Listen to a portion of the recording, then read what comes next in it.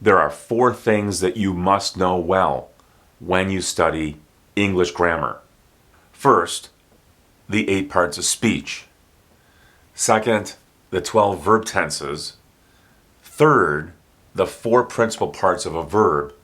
And fourth, whether a verb is singular or plural. I'll give a brief overview for each of these, but if you need additional explanation, then do a search on my channel and you should find videos that match each one of these.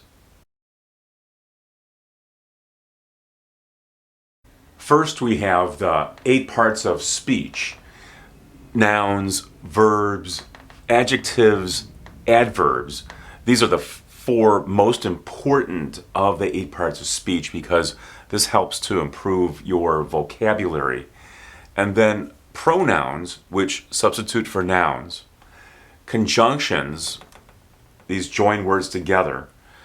Prepositions are functional words that show relationships among nouns. And interjections are single words, usually that express emotion, like wow or yeah. It's not a really important category, but it's usually included when you talk about the 8 parts of speech. And then there is one other category, and these are articles. Words like or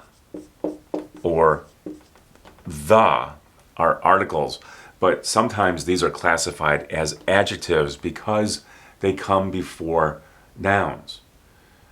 When you look at a whole sentence, you should be able to identify each one of these categories. Let me show you an example. The girl jumped over the 7 sleeping dogs because she wanted some fun. In this sentence, we should be able to identify every word and what part of speech it represents. So here is the. This is an article. Here is a noun, girl. The word jumped is a verb. Over is a preposition. It's part of a prepositional phrase. Over the 7 sleeping dogs. This noun, dogs, ends the prepositional phrase. And within the prepositional phrase, here is an article. The word 7 is an adjective. The word sleeping is also an adjective. The word because is a conjunction. She is the subject in this part of the sentence, and it's a pronoun. The word wanted is a verb. Some is an adjective, and the word fun is a noun.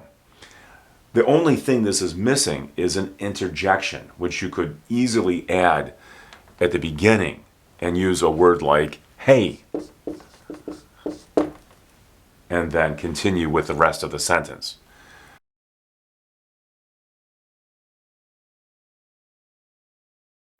You should be able to do something like this with almost any sentence that you are studying when you study English.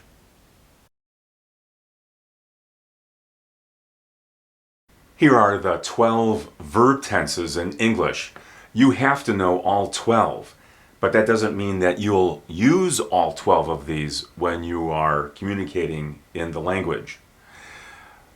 The first 3 that you learn when you first study English are the present tense, the past tense, and the future tense.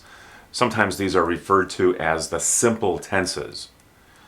Then there are the continuous tenses, present, past, and future.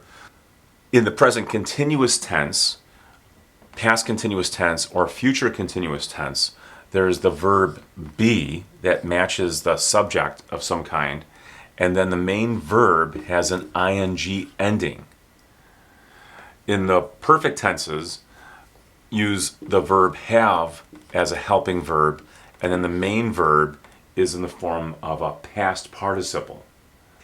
In the perfect continuous tenses, there's a combination of continuous and perfect verbs.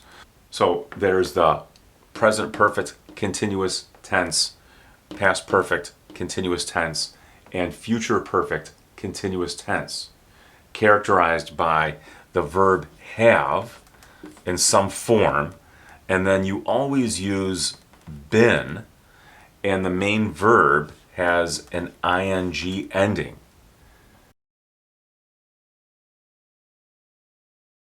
When you study verbs, you have to know the four principal parts of a verb, especially for irregular verbs, because an irregular verb will change a lot from one category to another, or perhaps not at all. And regular verbs change usually in the past and the past participle with an ed ending.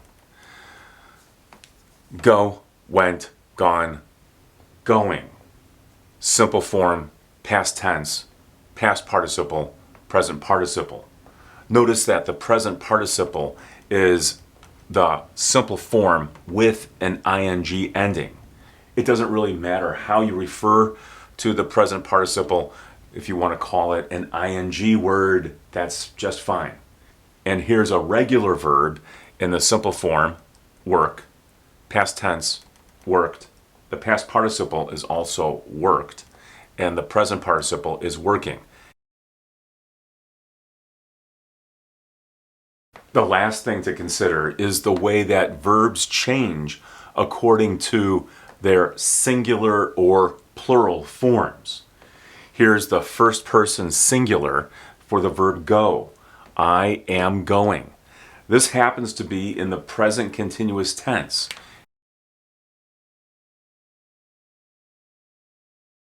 Here's the verb be, and then here's the main verb with an ing ending. Be changes to are if the subject is you. You are going. For a man, woman, or a thing, in this case, use is, and then here's the main verb with an ing ending. He is going, she is going, it is going.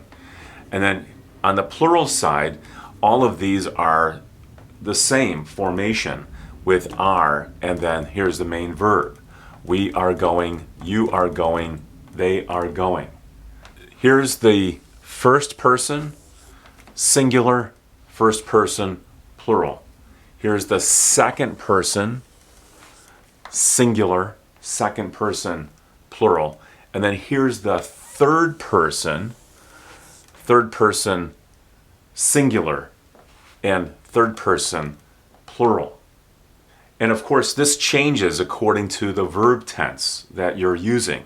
But the important thing is that you're paying attention to subject-verb agreement. The subject and the verb have to match. If they don't match, your English will sound kind of strange.